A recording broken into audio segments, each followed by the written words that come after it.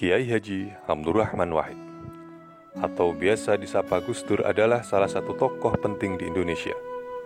Beliau dikenal sebagai Presiden Republik Indonesia keempat dengan masa jabatan kurang dari 2 tahun, tepatnya 18 bulan, dari tahun 1999 hingga 2001. Selain itu, beliau juga dikenal karena silsilah keluarganya, yaitu sebagai cucu dari Kiai Hasyim Asy'ari, tokoh utama pendiri organisasi Islam terbesar di Indonesia, yaitu Nahdlatul Ulama atau NU, pendiri pesantren Tebu Ireng Jombang, dan juga tercatat dalam sejarah sebagai pahlawan nasional. Memang benar kata pepatah, buah jatuh tak jauh dari pohonnya. Kendati demikian, Gus Dur mampu menunjukkan kepada dunia tentang kredibilitas dan kualitas dirinya.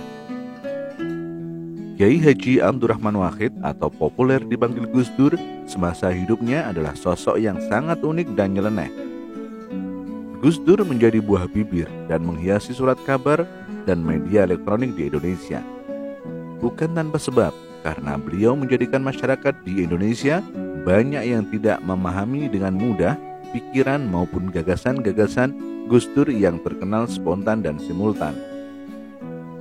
Beliau mampu menjalani proses hidup yang diaktualisasikan dalam proses berpikir positif dan mampu membuat loncatan jauh, tinggi, dan terdepan.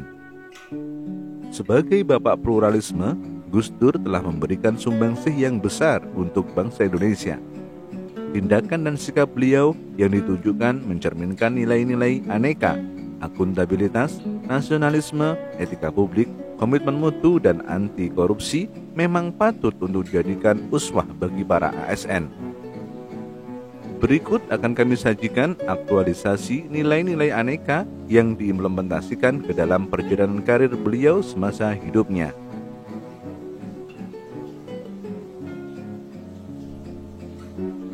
Sebagai seorang pemimpin negara, Gus Dur mampu menumbuhkan ekonomi positif. Dilansir dari kompas.com, salah satu strategi kebijakan yang dijalankan Gus Dur melalui program restrukturisasi korporasi milik negara maupun unit usaha swasta sehingga sukses mempercepat pertumbuhan ekonomi dari negatif 3% ke positif 4,9%. Dengan mengurangi hutang pemerintah dan mencapai indeks Gini dengan rasio terendah 0,31 sepanjang sejarah Indonesia.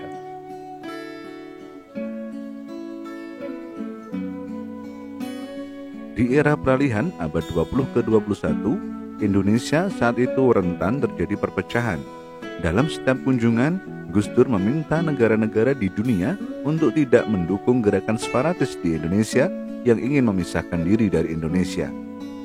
Selain itu, Gus Dur dikenal sebagai bapak pluralisme dan selalu mengedepankan nilai toleransi karena keberpihakannya pada kelompok minoritas, baik dalam kalangan Muslim sendiri maupun dengan kalangan umat non-Muslim seperti Kristen, Katolik, dan etnis Tionghoa.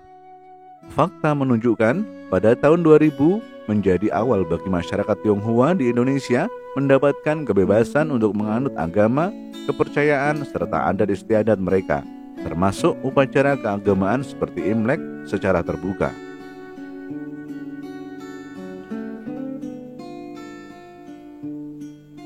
Sikap beliau juga menunjukkan etika publik yang sangat baik.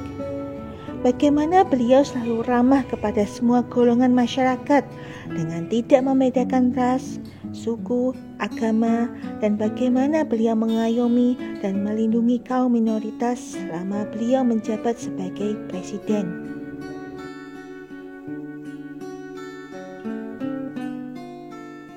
Setelah berhenti menjabat sebagai presiden, Gus Dur tidak berhenti untuk melanjutkan karir dan perjuangannya. Pada tahun 2002, beliau menjabat sebagai penasihat solidaritas korban penolakan HAM, dan pada tahun 2003 menjabat sebagai penasihat pada Gerakan Moral Rekonsiliasi Nasional. Dengan ini dapat menunjukkan komitmen mutu beliau untuk kepentingan nasional sangat luar biasa.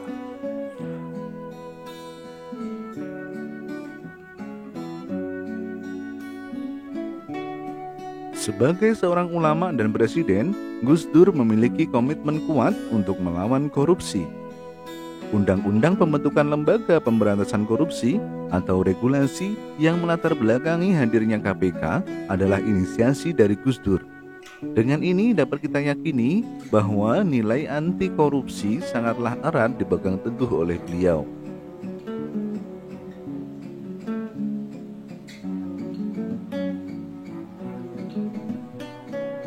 Bagaimana kawan? Itu tadi adalah aktualisasi dari nilai-nilai aneka yang diimplementasikan oleh Gus Dur ke dalam perjalanan hidup dan karir beliau semasa hidupnya.